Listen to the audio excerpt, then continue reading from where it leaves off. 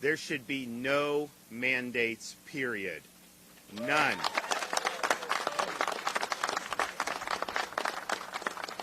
And I think the airline mandate is, to me, one of the most cruel, because if you go to the beginning of COVID, I actually thought, hey, an airline, because you're in a cylinder, that may be really, really risky to be there. Well, the way they have the air filtration, fact is you just don't have outbreaks on the airplanes, and that was whether they're wearing masks or not.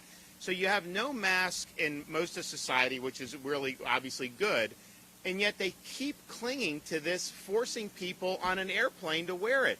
And the thing is, you'll have somebody sitting in an aisle seat, and they will put the mask down and fake nibble on peanuts for 2 hours so they don't have to have it covering, so they can breathe freely. And it's all a charade. I understand why they do it, because I'd want, but then if someone's right next to them and they just want to breathe freely and read a magazine, somehow that's a big problem.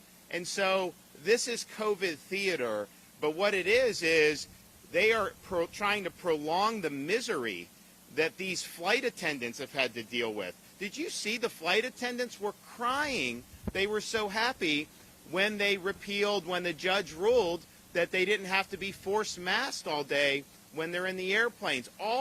Most of the passengers were having a great time, saying what a relief it was. And so when you see that and you realize there's no real data behind this, why would you then try to appeal this, which is basically trying to reimpose mandates that's going to just prolong the misery for people? So I think it will be totally outrageous if they appeal this decision. I think that they have decided that they are going to do it. I don't think they're going to seek an immediate stay, which in some respects may even be worse, because you are going to have this decision in effect. People are not going to be having to wear a mask.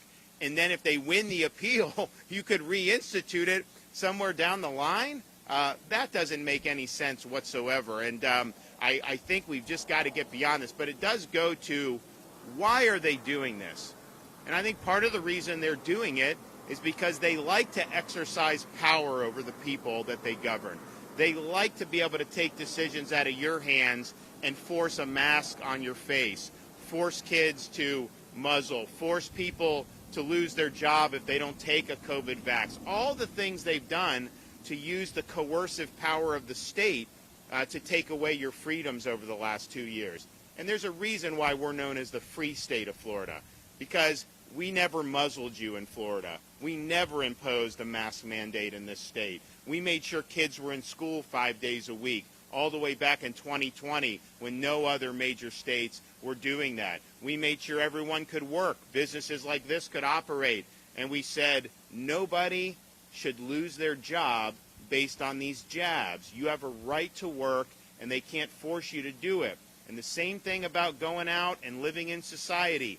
Other parts of our country, you have to show medical papers just to be able to go into a restaurant and have a meal. In Florida, we ban that. And so there's a reason why we led the nation in domestic tourism in 2021, why we even beat New York in foreign tourism, and why we never had such a strong year for domestic.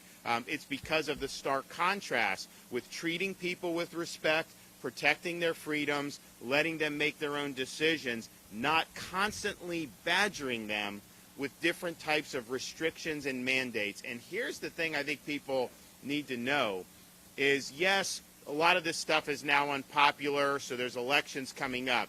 As soon as we get by those elections, people that are inclined to lock down policies, they will absolutely try to do it again. They will absolutely do it. So the only way to be sure that it doesn't happen again is to not elect anybody who embraces those policies. And I can tell you in Florida, you know, with me in this chair, your freedoms are protected. Thanks.